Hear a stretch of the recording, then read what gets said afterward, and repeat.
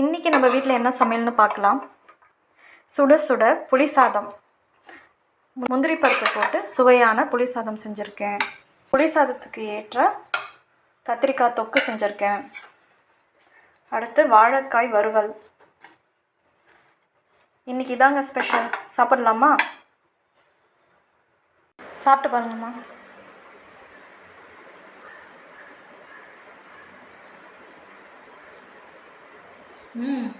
சூப்பராக இருக்கு. நல்லா இருக்கா? கத்திரிக்காய் சுடுது. சூப்பராக இருக்கு. கத்திரிக்காய் கிரேவியும் சூப்பர். கத்திரிக்காய் கிரேவியும் சூப்பர். வாழைக்காய் வறுவல். வாழைக்காய் வறுவலும் சூப்பர். சூப்பராக இருக்கா?